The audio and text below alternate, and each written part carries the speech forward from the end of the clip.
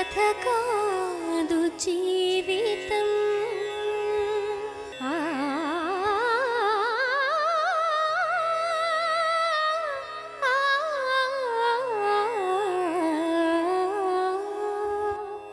ఇది కథ కాదు జీవితం. బతుకు జట్కాబండి కార్యక్రమానికి స్వాగతం. ఇది కథ కాదు జీవితం. పెళ్ళయి 3 ఆడపిల్లలు పుట్టిన తర్వాత భర్తతో పాటు అత్తింటి వాళ్ళు ఆమెను హింసించడం మొదలుపెట్టారు. తమకు వారసుడు కావాలి కాబట్టి కొడుక్కి ఇంకో పెళ్లి చేస్తామంటూ వేధిస్తున్నారు అత్తమామలు. బాలింత అని కూడా చూడకుండా తమ్ముడికి మళ్ళీ పెళ్లి చేస్తానంటూ ఆమెను కొట్టింది ఆడపడుచు. వారసుడి కోసం అత్తింటి వాడు తన భర్తను తనకు దూరం చేశారంటూ మొరపెట్టుకుంటున్న ఓ భార్య దుస్థితి ఈరోజు బతుకు జట్కాబండిలో. ఈమె పేరు సునీత. సునీతకు శ్రీనుతో 9 ఏళ్ల క్రితం పెళ్లి జరిగింది. వీళ్లకు 3 ఆడపిల్లలున్నారు. సునీతకు 3వ సంతానం కూడా ఆడపిల్లే పుట్టేసరికి భర్త, అత్తమామలు, ఆడపడుచు అందరూ కలిసి మగ సంతానం కోసం వేధించి హింసించడం మొదలుపెట్టారు. శ్రీనుకు 2వ పెళ్లి చేస్తామంటూ అత్తమామలు, ఆడపడుచు తనను కొట్టి ఇంట్లో నుండి గెంటేశారు అంటోంది సునీత. శ్రీను మాత్రం పెళ్లి జరిగిన 3 నెలల నుండే సునీత తనను అనుమానంతో వేధించేదని, చివరకు తన సొంత అక్క కూతురుతో తనకు సంబంధం ఉన్నట్టు అనుమానించింది అని, వేరే స్త్రీతో సంబంధం పెట్టుకున్నావు అంటూ తన పుట్టింటి మనుషులతో కలిసి దాడి చేశారు అని చెప్తున్నాడు. అత్తింటి వాళ్ల జోక్యం కారణంగా సునీత తనను అనుమానిస్తోంది అనే కారణంతో శ్రీను ఒకరికొకరు దూరమైపోయి చిన్నా భిన్నమైన తమ జీవితాల్ని సరిదిద్ది నిలబెట్టమంటూ ఇద్దరూ బతుకు జట్కాబండిని ఆశ్రయించారు. తన ఆవేదనని మనతో చెప్పుకోవడానికి సునీత తన వదిన మావైతే ఇక్కడికి వచ్చింది. వచ్చి కొట్టి నువ్వు ఎందుకు పెట్టవే మా నాన్నకని అన్నది మేడం. అంటే నేను ఇప్పుడేమన్నా బాబా మాట ఏం తప్పు మాట్లాడలేదా అంటే అసలు వెళ్ళేది నువ్వు ఈ మాటలు చెల్లని కడుపులు ఈడేస్తా అంటే ఆడబడ్డా మేడం. ఆడబడ్డ కూడా ఆంచి లేపి గనవట్ల దాకా నెట్టేసి నువ్వు నాకు అవసరం లేదు, ఇంట్లో నుంచి వెళ్ళిపోవాలి. ఎందరిని ఏదరికి చేర్చినా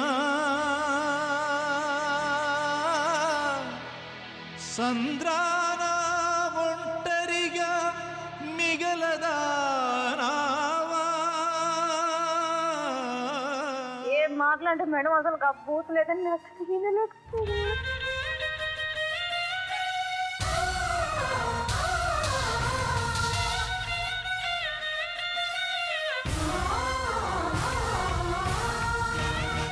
రండి సునీత.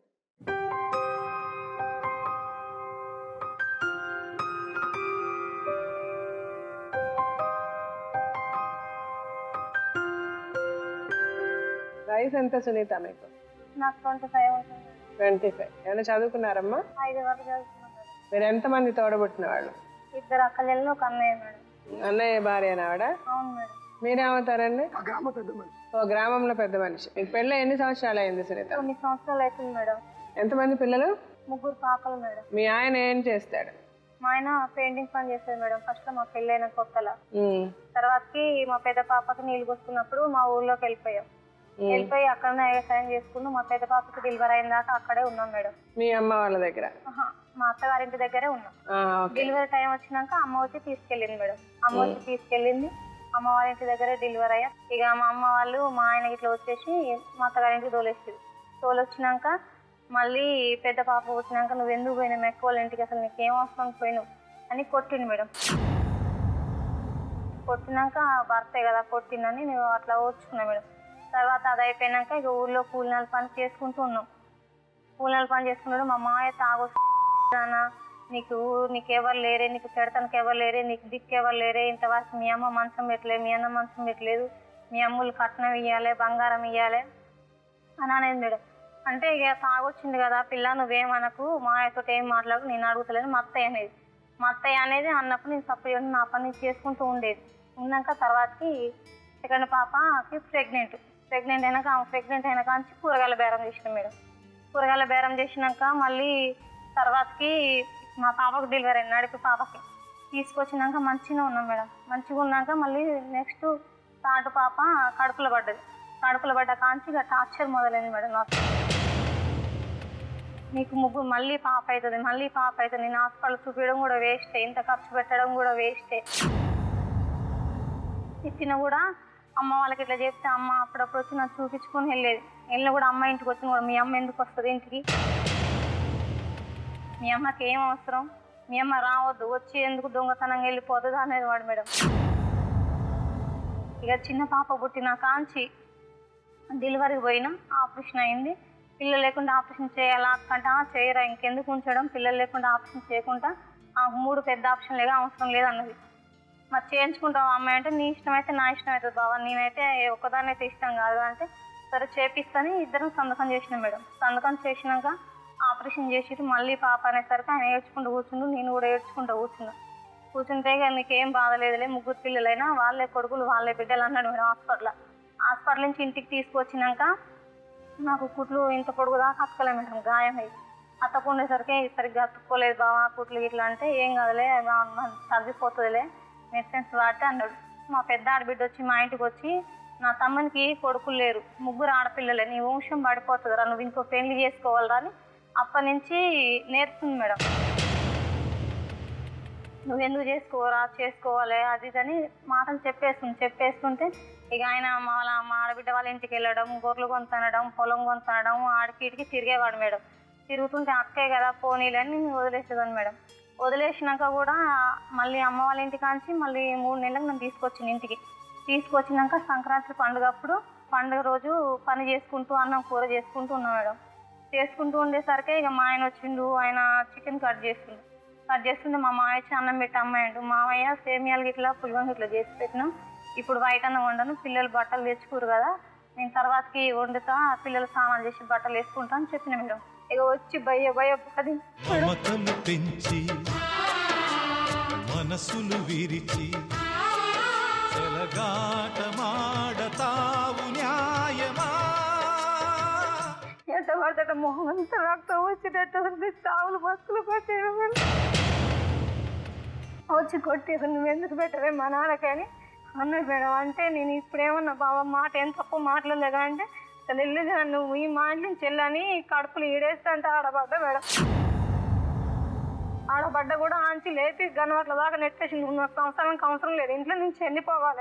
ఎందరిని ఏదరికి చేర్చినా సంద్రాన ఒంటరిగా మిగలదానావా.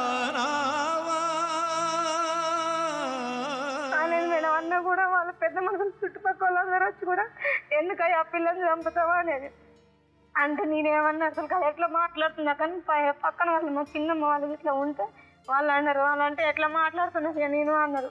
గొర్రెలు వేసుకొని పోయినాక నన్ను కొట్టినాక మళ్ళీ నీ ఇంట్లోకి వచ్చి కూర్చున్నాను మేడం. ఇంట్లోకి వచ్చి కూర్చున్నాక ఇక మళ్ళీ లేచి అన్నం వంటవా కూర వంటవా అని మళ్ళీ వచ్చి నన్ను ఆంచి బట్టి లేపిండు మేడం. లేపితే నేను అన్నం కూర చేసి పిల్లలకు పెట్టినా మేడం. పిల్లలకు పెట్టినాక ఇక మా ఆయన నేను తినలేదని నన్ను అడగాలి.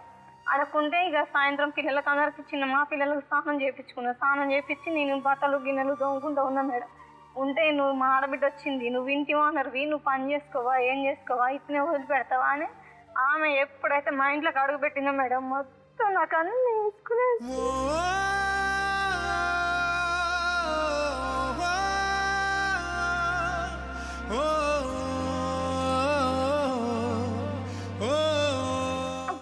వచ్చి మా అత్తకి మా ఆయనకు చెప్తుంది మేడం.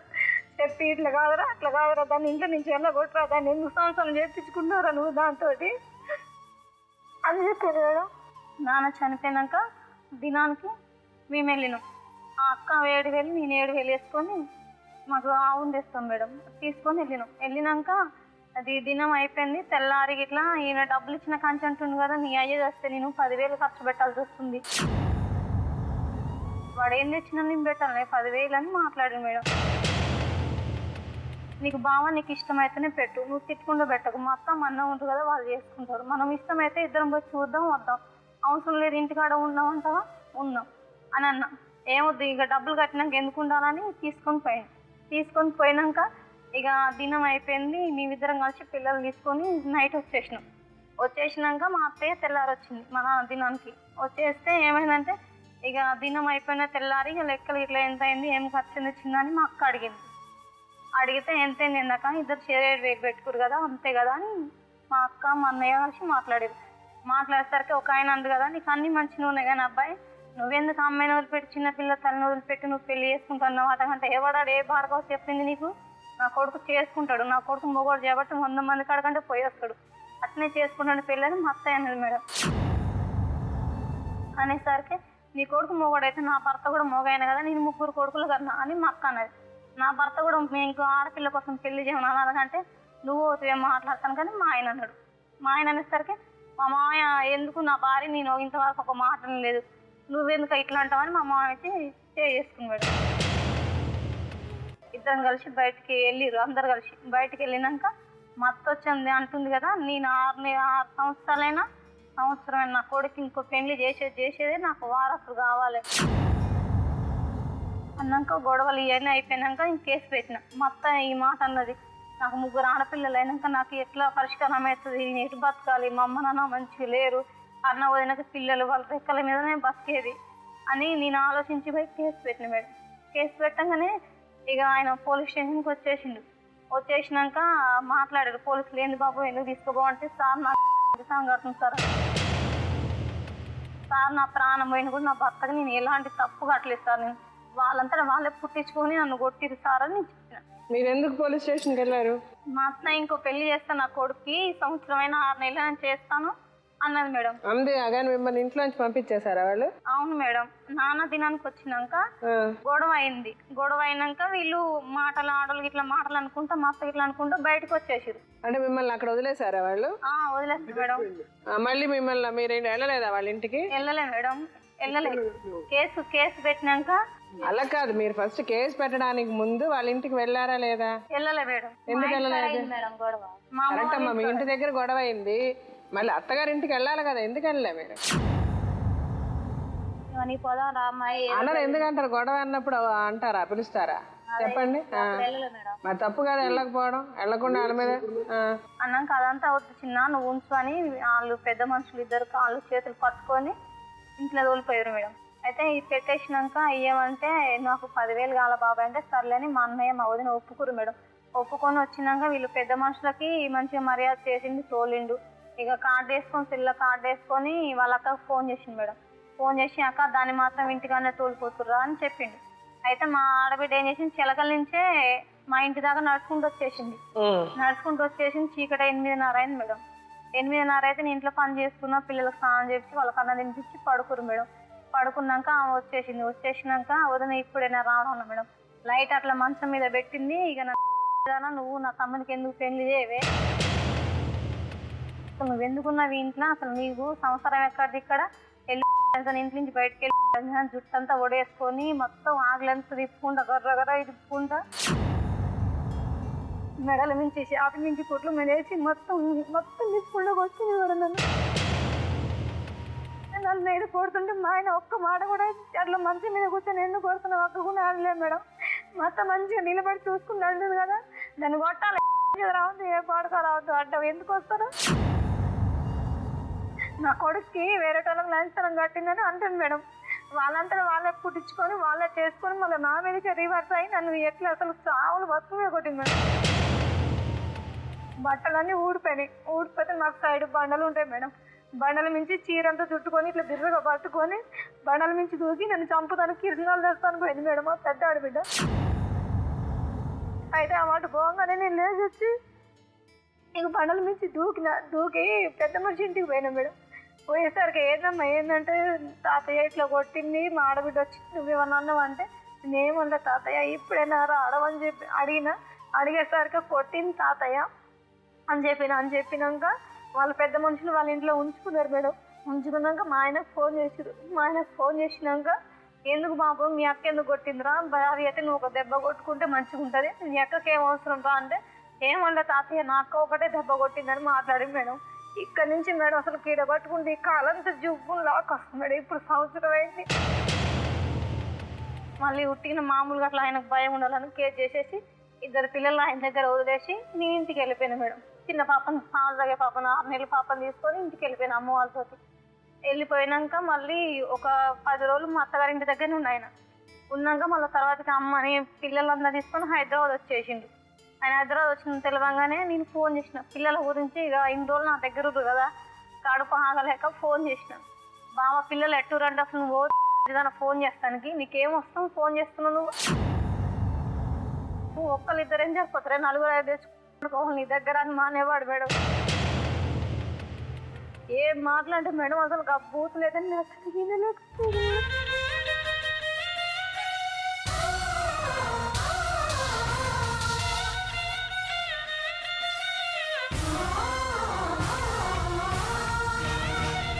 వచ్చే మాటలో ఏంచి కొంచెం దూరం నడిచిన మేడం.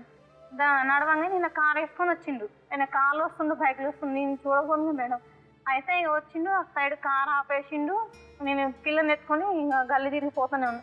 అయితే వెనక వచ్చి నీకు ఇక్కడ ఏం పని, నువ్వు ఇక్కడ ఎందుకున్నావని అక్కడి నుంచి మొదలు పెడితే కార్ దాకా కొట్టుకుంటూ తీసుకుపోయింది మేడం.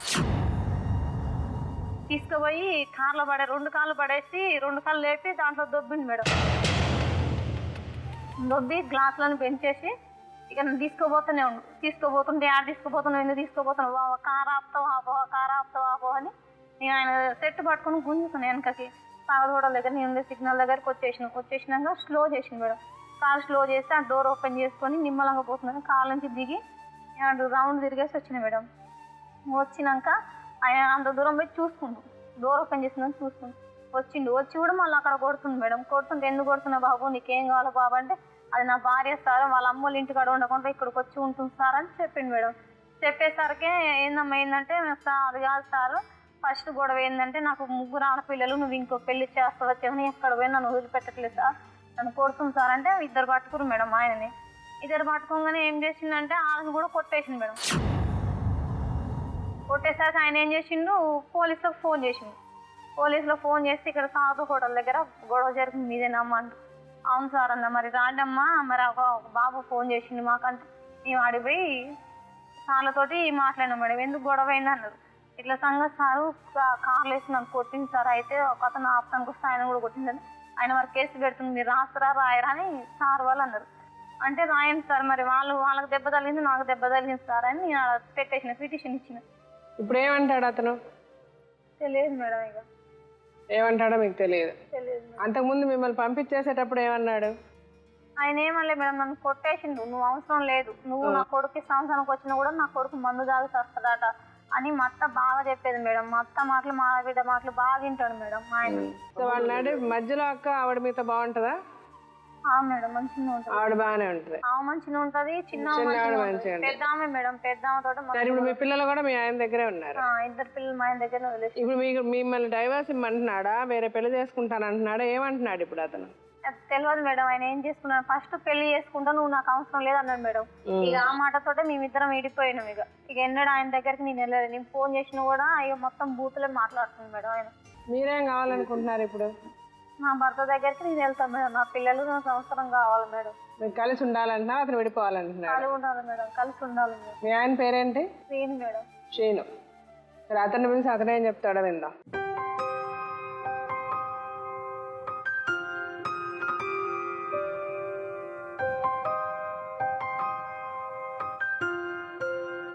మీ వయసు ఏంటి శ్రీను? 28. ఏం పని చేస్తారు మీరు? మీరు ఎంతమంది తోడబుట్టినారు? మీరు ఒక్కరేనా? తమ్ముడు. మీరెన్నో అక్కమ్మ? నేను కూడా. ఏంటి ప్రాబ్లం చెప్పండి శ్రీను. మిస్సెస్ పరిచయం ముందు మా ఇంటికి వచ్చేది వాళ్ళమ్మ. మా ఇంటికి వచ్చి మా అమ్మ కలిసి మీ కొడుకు ఇస్తూ మా బిడ్డని అని అడిగేది. అట్లా 2-3 సంవత్సరాలు నుంచి తిరిగాను. వాళ్ళు కూడా మంచిగా చూసుకొని మీరు రాలి కూర్చొని మాడుకున్నా ఉన్నారు. మాడుకున్నా అయిపోయింది. పెళ్ళి ఓకే చేసుకున్నాం. పెళ్ళి అయింది. అన్నాక పెళ్ళి అయ్యే మూమెంట్లో వాళ్ళ బావ మా సడుకుడు ఆయన నాకు ఎందుకు ఇస్తారు, కట్న వ్యవస్థ ఎందుకు ఇస్తారు, నాకు ఎందుకు ఇస్తారు పిల్లని అని గొడవ పెట్టుకున్నాను పెళ్ళిలో. అది ఎందుకు పెట్టుకున్నా మాది సమానం. పెళ్ళి అయిపోయినాక నాకు 3 నెలలు అయింది. 3 నెలలు అయినాక 3 నెలలు మంచిగా ఉన్నా మేడం. అయితే పెయింటింగ్ పని చేస్తుంటే మేడం ఫోన్ చేసినా కానీ ఫోన్ గుంజుకొని ఎవరితో మాట్లాడుతున్నావు, లేడీస్ మాట్లాడుతారు ఎవరు అని గుంజుకునేది. గుంజుకుంటే లేడీస్ కాదు, ఇట్లా పెయింటింగ్ పని మేడం ఫోన్ చేసింది. ఫోన్ చేస్తే మాట్లాడుతున్నా అంటే గుంజుకొని మాట్లాడి ఎవరు నువ్వు అన్నది. అది నేను పెయింటింగ్ మేడం మాట్లాడుతున్నాను. అంటే ఎందుకు మా ఆయనకి ఎందుకు ఫోన్ చేసినా అంటే పెయింటింగ్ వేస్తాను మీ ఆయన, పెయింటింగ్ వేస్తాడట, పెయింటింగ్ వేస్తుంది, మరి మీ ఆయన మాట్లాడమని ఫోన్ చేసినా అంటే సరే అని మళ్ళీ నాకు ఇచ్చింది సరే అట్లా అయిపోయింది. నేను పనికి పోయినప్పుడు మేడం ఇట్లా బయటికి వెళ్ళి ఫోన్ చేసి నేను ఫోన్ చేసేది ఇట్లా వేరే అమ్మాయి లవర్ లెక్క మాట్లాడితే నేను గమనించాను, మాట గమనించాక నేను రాసుకునేది అని చెప్పాను. నేను అమ్మాయి మొత్తం మాట్లాడాను నేను అన్నాను సర్లా అని పెట్టేసిన తర్వాత మళ్ళీ మూడో రోజు మళ్ళీ ఫోన్ చేసింది. మళ్ళీ ఫోన్ చేసి బాగా నువ్వంటే నాకు చాలా ఇష్టం, ఎక్కడున్నా బాగా నువ్వు చెప్పు, ఇప్పుడు 10 రోజులు వేసుడాక తిరగ దుక్కుని ఉంటున్నాం, 10 రోజులు వేసుడాక అని మాట్లాడుతుంటే గిట్లా ఉంటుంది అని నేను అట్నే కల్లా ఏం మాట్లాడదామని ఇక నేను అట్నే మాడుకుంటూ ఉన్నా.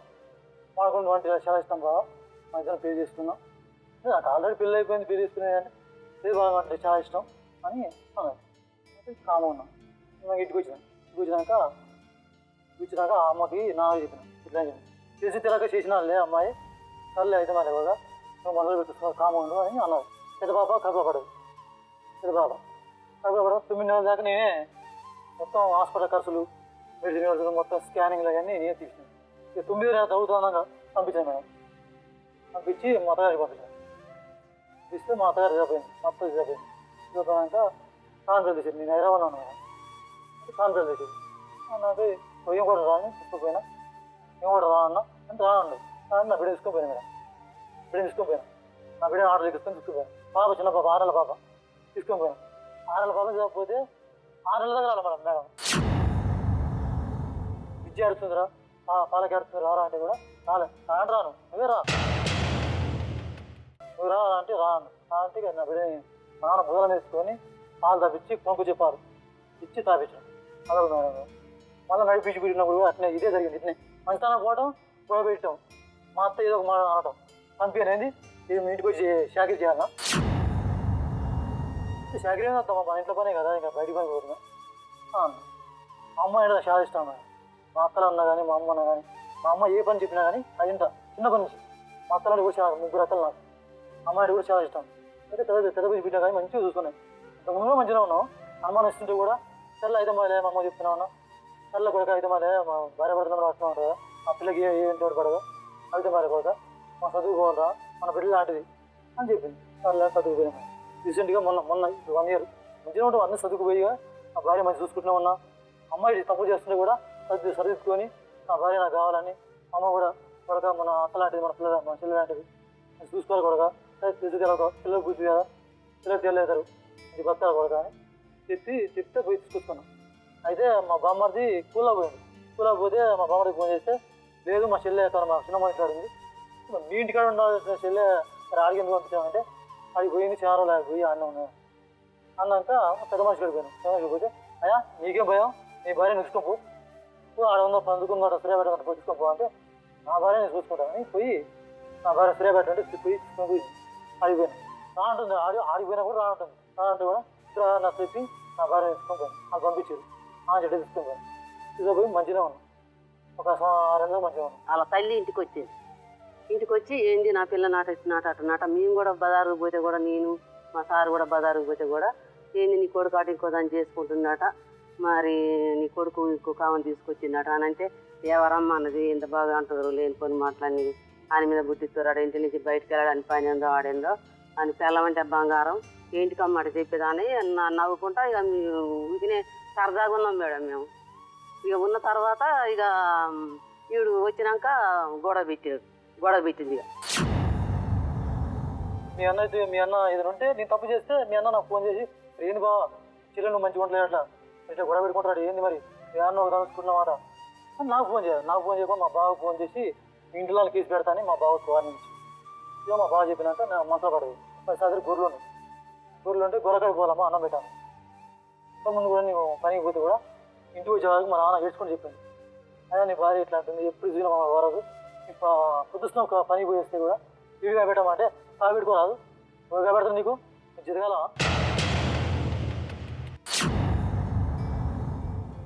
అంటే మరి ఏదో పిల్లగా పాలిస్తున్నామని అనవచ్చురా పెట్టుకుని నువ్వైనా పెట్టుకుంటా లేదు పూరి మాట తిరుగుతుంది నీ భార్య తెలుస్తుంది నీ జాతర నీ పెళ్ళానా తీసి పెట్టడానికి అయ్యాన్ని మాట్లాడుతుంది అంటే మరి అనుకున్నా నా మొదలు పెట్టుకున్నా మోడలు ఉంటుంది కదా మేడం. వాళ్ళు వచ్చి పక్కన కూర్చొని మాయా నేను 3 ఆడదాం 5 ఆడదాం అని ఆడతారా మాయా అని అంటారు.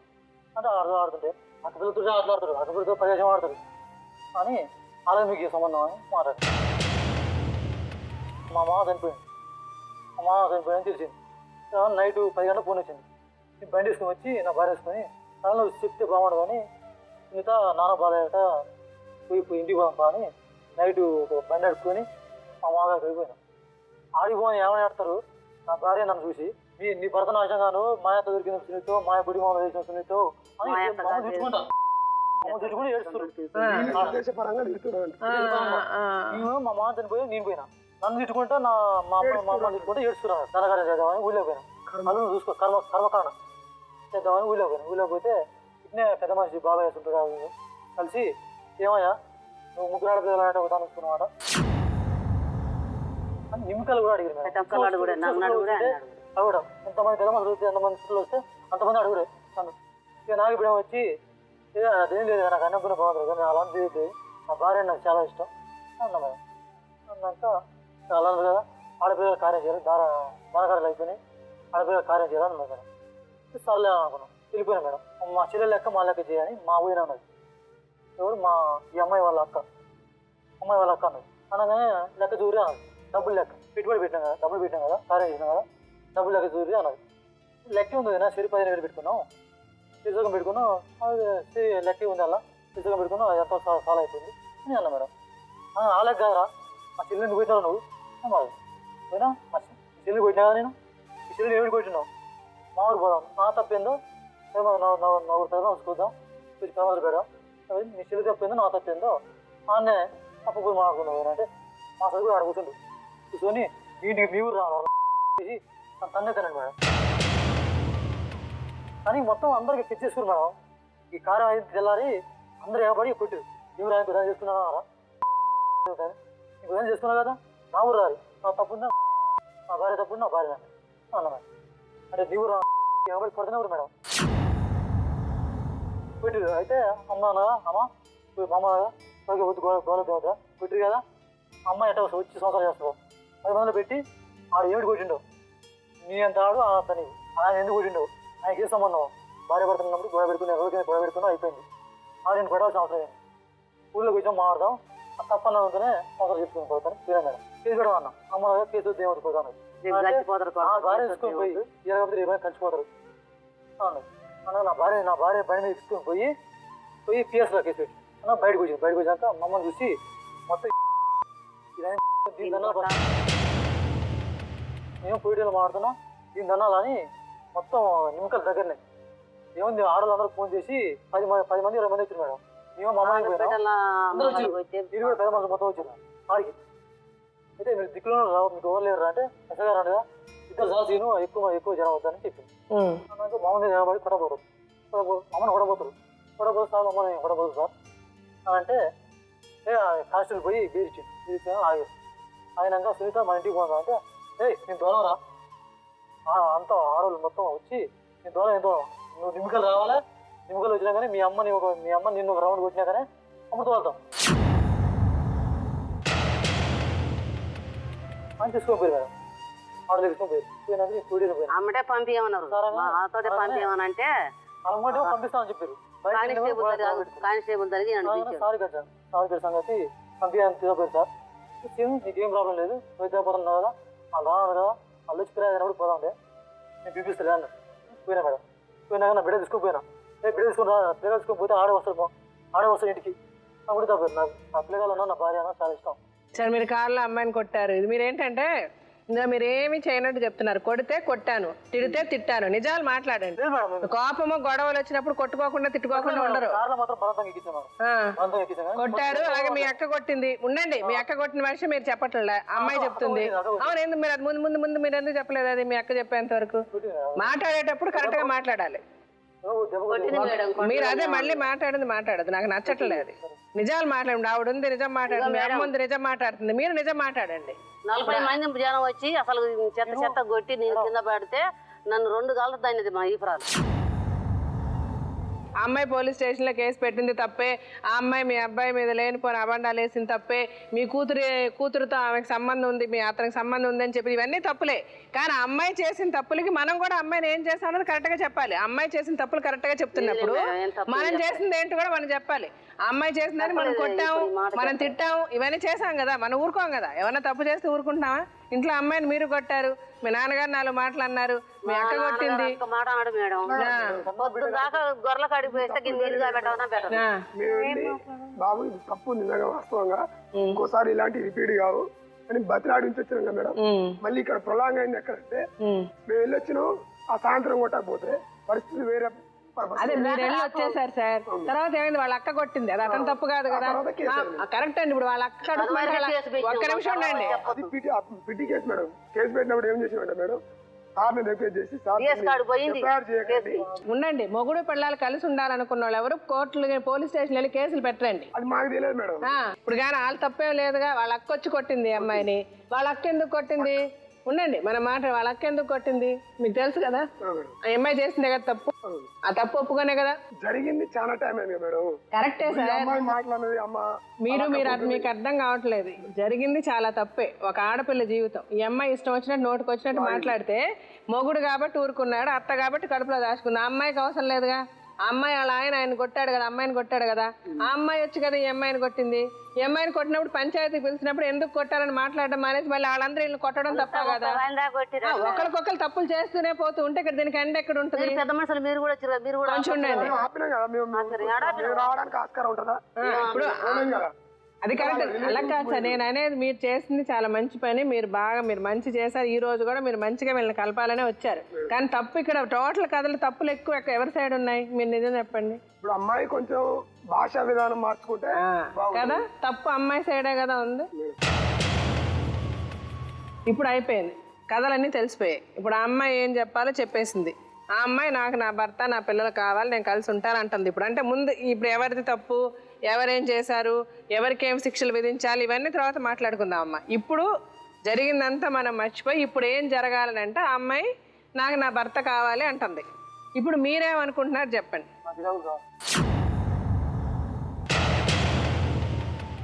విడాకులు కావాలి ఆవిడ దగ్గర నుంచి.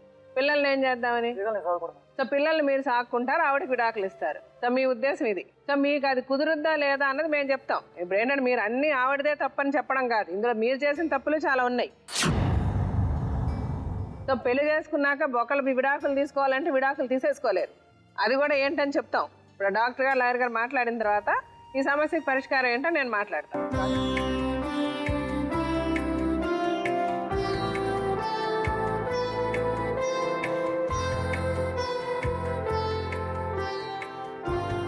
విన్నారు కదా సార్ వీళ్ళిద్దరు కేసు.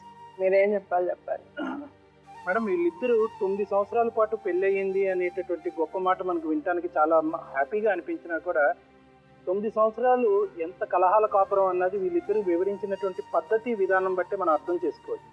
అంటే ప్రతి అంశాన్ని క్షుణ్ణంగా మేడంకి వివరించాలి అనేటటువంటిది ఒక ఎత్తు అయితే కనుక, రెండోది ఎన్ని తప్పులు నేను ఎత్తి చూపెడితే కనుక నేను అంత గెలుస్తాను అనేటటువంటి మీ ఇద్దరు పడినటువంటి తాపత్రయం పూర్తిగా ఇద్దరు గెలిచారేమో అని అనిపిస్తుంది. కానీ మీరు కలిసి సంసారం చేసేటటువంటి అంశంలో మాత్రం ఫెయిల్ అయ్యారు.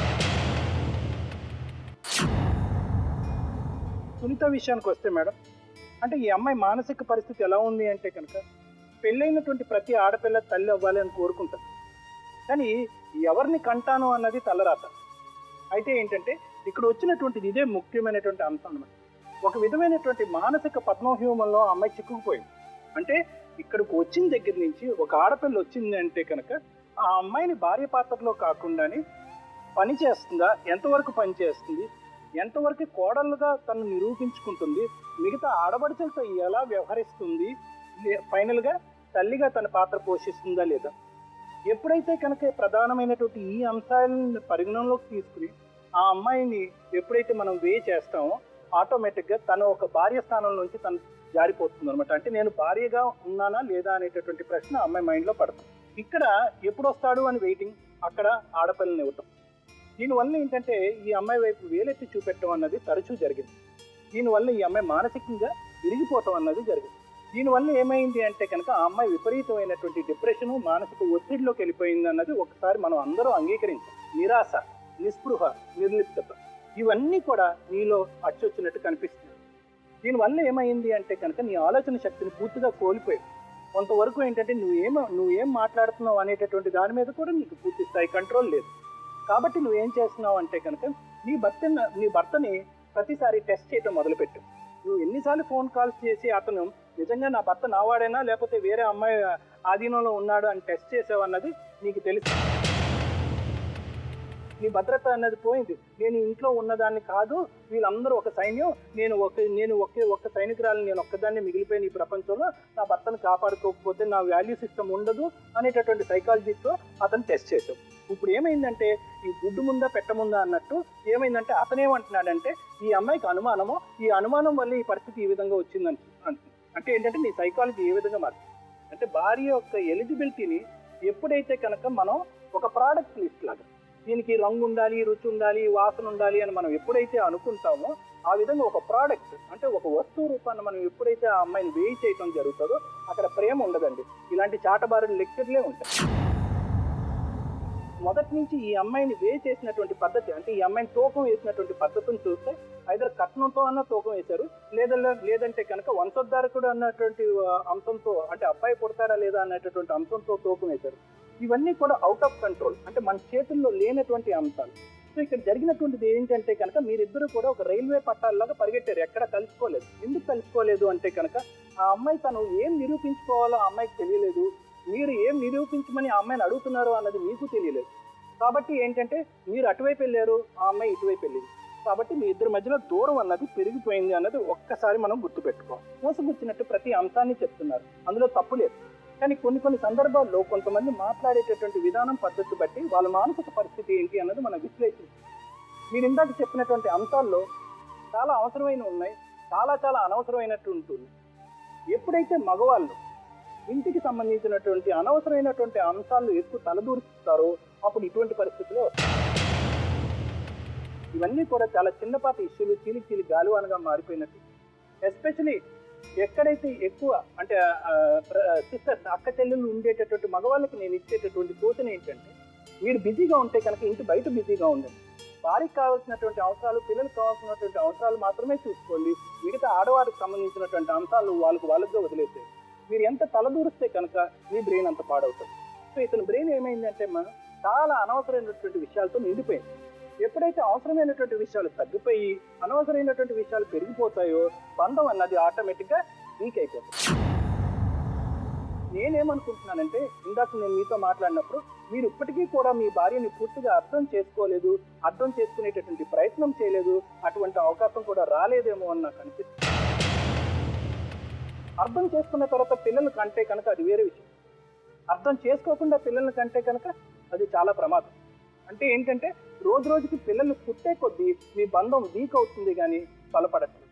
సో ఒక్కసారి మీ మనస్సాక్షిని ఒకసారి విశ్లేషించుకుని నిందించుకోవటం, వేలెత్తి చూపెట్టుకోవటం కాసేపు విరమించుకుని మీ ఇండివిజువల్గా మీరిద్దరు చేసినటువంటి తప్పులు ఒక్కసారి పరిగణనలోకి తీసుకుని ఒక్క అడుగు వెనకేసి మేమేమన్నా తప్పు చేసామా అనేటటువంటి విశ్లేషణ మీరు చేయగలిగితే కనుక మీ ఇద్దరి మధ్యన ఎటువంటి తప్పులు లేవనే నేను అనుకుంటున్నాను.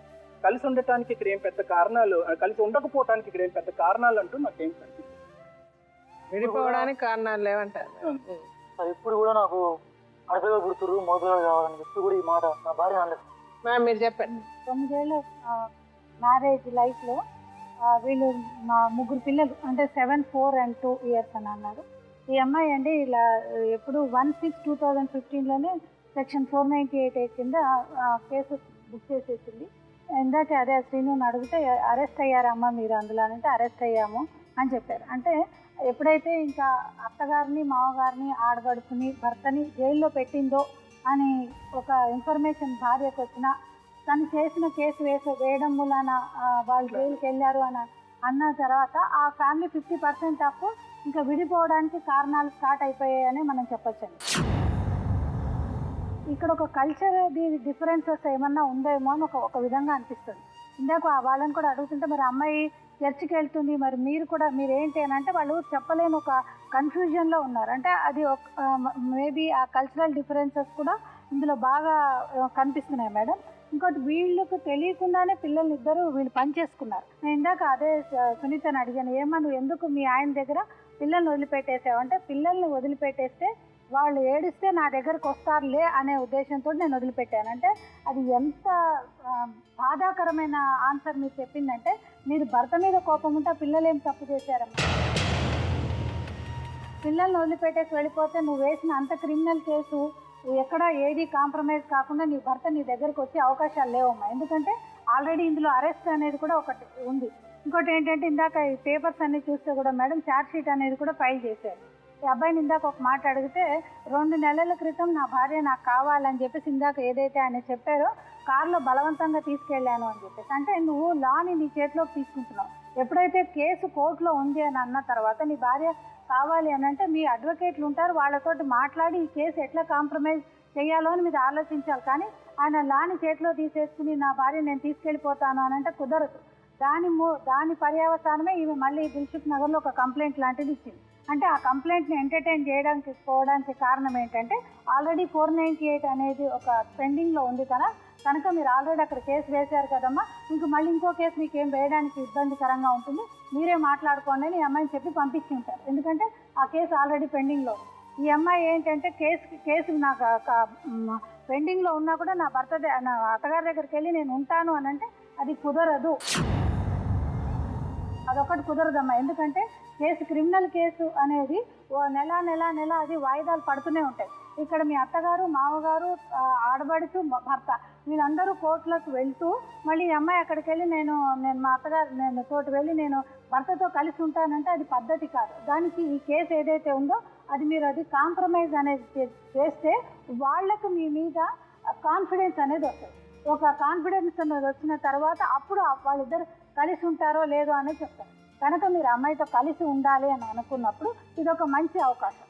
కోర్టులో కూడా మీకు ఇంత మంచి అవకాశం వస్తుంది. ఎందుకంటే అక్కడ ఈ అమ్మాయి ప్రాపర్గా తను చెప్పగలుగుతుందో లేదో నాకు భర్త కావాలి అని, లేకపోతే ఎవరి ఇంట్రెస్ట్లు వాళ్ళకు ఉంటాయి. ఎందుకంటే మీరు ఆ అబ్బాయితో చెప్పచ్చు, వాళ్ళ ఇంకొక ఇన్ఫ్లుయెన్స్లో అబ్బాయి జడ్జి గారి ముందర చెప్పలేకపోయి ఉండొచ్చు. కనుక ఆ అమ్మాయికి ఇది ఒక మంచి అవకాశం. కనుక నీకు మీ భర్తతోటి కలిసి ఉండాలి అని అంటే ఫస్ట్ ఆఫ్ ఆల్ నువ్వు చేయాల్సింది ఏంటి అంటే నువ్వు మీ ఆయన కేసు ఉన్నప్పుడు వెళ్ళి మేము ఇద్దరం కలిసి ఉండాలి అని అనుకుంటున్నాము, మాకు కొన్ని రోజులు టైం ఇవ్వండి, ఆ తర్వాత నేను మళ్ళీ వచ్చి మీ ముందర నేను చెప్పిన తర్వాత దాన్ని విత్డ్రా చేయండి అని నేను స్టేట్మెంట్ ఇచ్చిన తర్వాత వాళ్ళకి మీ మీద నమ్మకం అనేది ఏర్పడుతున్నాము. అప్పటిదాకా నువ్వు ఈ కేసు నేను ఇక్కడ ఉన్నా కూడా నేను మా ఆయనతో కలుస్తాను అని అంటే అది కుదరని ప్రశ్న. మొగుడు, సంసారం, అత్త, కోడళ్ళ అత్త అందరూ కావాలి, నాకు ఇల్లు కావాలనుకున్న వాళ్ళు ఎవరు నీలా ప్రవర్తించరు. నువ్వు అలా ప్రవర్తిస్తున్నావు. ఎందుకు మీ ఊరు పెద్ద మనిషే ఆ అమ్మాయి మాట తీరు మారితే మంచిది అని చెప్పే లెవెల్కి నువ్వు మాట్లాడతావు. అదే నిజం. ఎందుకంటే కథలు విన్నప్పుడు నువ్వు చెప్పిన స్టోరీ విన్నా, అతను చెప్పిన స్టోరీ విన్నా మాకు ఒక బుర్ర ఉంటుంది, మేము ఆలోచించుకుంటాం ఎక్కడి నుంచి గొడవలు ఎలా వస్తాయి. గొడవలు అయితే ఊరికే రావు కదా. ఊరికే గొడవలు అంటే పిచ్చోళ్ళు అయి ఉండాలి. ఊరికే గొడవలు పెట్టుకునే వాళ్ళైతే పిచ్చోళ్ళే. నువ్వన్నా నీ మొగుడన్నా పిచ్చోళ్ళు అయి ఉండాలి. కాదు కదా, మీరందరూ మంచోళ్ళే కదా.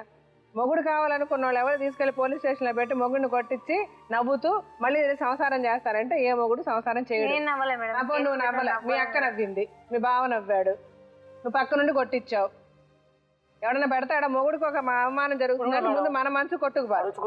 నువ్వే వెళ్ళి కేసు పెడతావా? మీరు కూడా వైఫ్కి ఒక మర్యాద ఇవ్వడం అన్నది మీకు తెలియదు. పెళ్ళం ఆమెకు ఒక ఇష్టం ఉంటుంది, కష్టం ఉంటుంది అనేది మీకు తెలియదు. ఇప్పుడు డెఫినెట్గా మీరు 3 ఆడపిల్లలు కన్నప్పుడు మీ ఇంట్లో మాటలు వచ్చాయి. వచ్చినప్పుడు ఒక మాట మీరు వాళ్ళతో ఒక మాట, సరే మీకేంటి, నేను నా పెళ్ళం, మీరు ఎందుకు మాట్లాడతారని ఒక మాట మీ అమ్మనో మీ అక్కనో అని ఉంటే ఆ అమ్మాయికి ఒక కాన్ఫిడెన్స్ వస్తుంది. కానీ మీ మగవాళ్ళు ఎవరు అనరు. సరే అయిపోయింది, ఆ పిల్లలు మనం చూసుకోరా, ఆ మతలు పెట్టుకొని చేసుకోకరా అని చెప్పి కూడా మక్కలు కుదపెట్టి మా అమ్మ కుదపెట్టి నాకు కుదపెట్టి నచ్చ చెప్పారు మేడం. నచ్చ చెప్పి కూడా నా భార్య చూసుకురా, మా తమ్ముడు చచ్చిపోయి ఇప్పుడు 6 సంవత్సరాలు చెప్పుకుంటూ వచ్చాను నేను. అట్లా జరిగింది మేడం. ఇప్పుడు కూడా మా నాన్న కూడా అమ్మ అని చెప్తారు ఎప్పుడైనా, అమ్మ తిరిగా పెట్టాను కాబట్టి నీ పిల్ల అన్న. ఆ 3 పిల్లలకి తల్లిదండ్రి కావాలా వద్దా?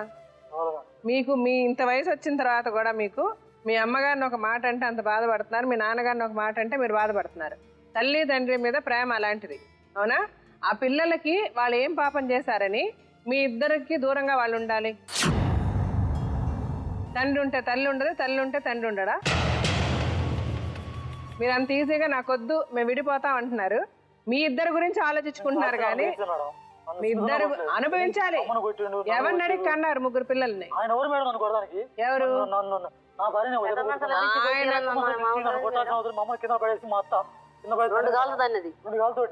ఈ వయసు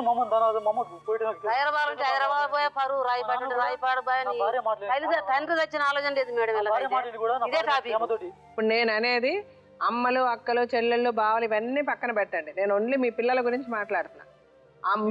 ఆ ముగ్గురు పిల్లల గురించి మీరిద్దరు కలిసి ఉండాలని నేను అంటున్నా. ఆలోచించారు కదా? అవును, ఆలోచించారు. ఇప్పుడు ఆలోచించండి. ఇప్పుడు నేను చెప్పేది ఒకటే, ఇప్పుడు ఆ అమ్మాయి మంచిది, ఆ అమ్మాయి తప్పు చేయలేదు అని ఎవరు అనడాలి. ఆ అమ్మాయి ఎలా ఉండాలని మీరు అనుకుంటున్నారో అలాగా అమ్మాయి ఉంటానని మనకి రాసిస్తేనే ఆ అమ్మాయి మీతో ఉంటది. ఆ అమ్మాయి ఎలా ఉండాలని మీరు ఏ పద్ధతి చెప్పండి, ఆ పద్ధతి ప్రకారం అమ్మాయితో రాయించి అమ్మాయితో సంతకం పెట్టిపించి నేను ఇస్తా, రెస్పాన్సిబిలిటీ నాది. దానికి ఆ కేసులన్నీ వాపస్ చేయించి అమ్మాయి చేత రాయించుకొని మేము కాపురాన్ని పంపిస్తాం. మీ ఇద్దరు ఇలాగా కోర్టులు పోలీస్ స్టేషన్ మీ ఇద్దరు తిరగడం వల్ల ఆ పిల్లల జీవితాలు ఏమైపోతాయి? నువ్వు సాక్కుంటావు కరెక్ట్. నువ్వు పోలీస్ స్టేషన్ చుట్టూ తిరిగితే నువ్వు పిల్లల్ని ఎవరు సాకేది? ఎలా చూసుకుంటావు? స్టేషన్ లో కూర్చొని జైల్లో కూర్చొని పిల్లల్ని చూసుకుంటావా?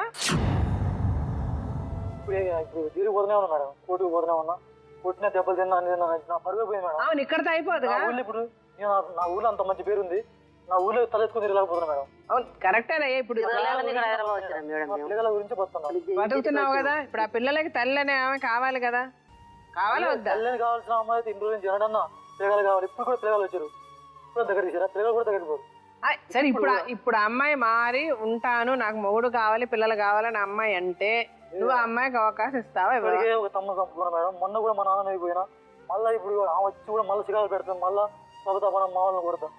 ఇప్పుడు కూడా ఊళ్ళో కూడా మన కార్లకి పోయి అమ్మాయి సాగుతో పోయినమాట అది ఎంత కొడతాను మొత్తం ఊళ్ళో టాక్ మేడం. చిన్న గొడవ కూడా మొత్తం అందరికి చెప్పు మేడం. నా అక్కలు కొట్టబుద్ధి కాదు మేడం. అసలు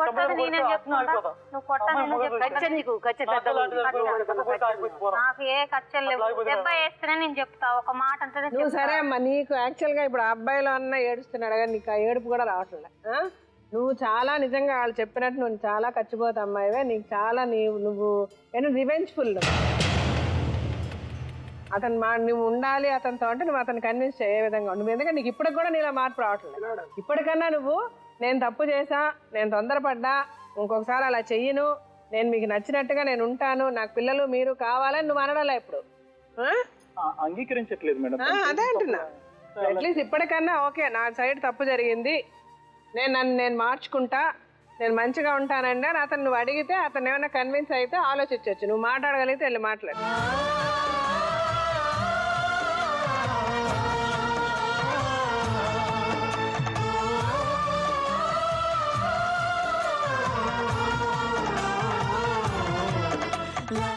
కూర్చొని నేను మంచిగా ఉంటాను.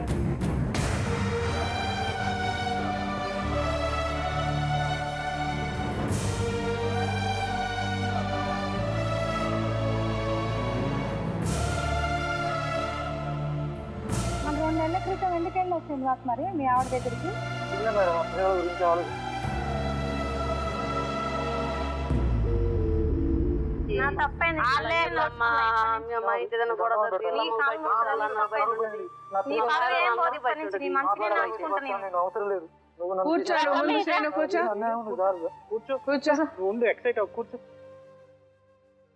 ఒకటి చేద్దాం మేడం, నువ్వు మాత్రం నీకు కలిసి ఉండాలనుకుంటున్నావు కదా, ఫస్ట్ కేసు విత్డ్రా చేసేసుకోమని మేడం. ఆ తర్వాత నీ ఇష్టం, ఆయన మనసు మీ మీద కలిగితే అప్పుడు కలిసి ఉండేది లేదు. ఎందుకంటే ఈ అమ్మాయి నీ ఎట్టి పరిస్థితిలో పంపాలన్నా కూడా ఆ కేసు పెండింగ్ ఉంది కనుక ముందు నువ్వు మీ బావలు వాళ్ళందరూ వెళ్ళి ఆయన కాన్ఫిడెన్స్ కలిగేటట్టు ముందు కేసు విత్డ్రా. ప్రతిసారి మనం ఏం చెప్తాం మేడం, నువ్వు చూసిన తర్వాత అని అంటాం కదా, ఈసారి నువ్వు విత్డ్రా చేసుకున్న తర్వాత మళ్ళీ పెద్ద బంటి కూడా రమ్మని. సరే, ఇప్పుడు వాళ్ళ బావగారిని పిలిచి అతను మళ్ళీ మీ జోలికి రాడు, మీకు నీ దగ్గర క్షమాపణ అడగమని చెప్తాం. ఓకేనా? పిలవమంటావా?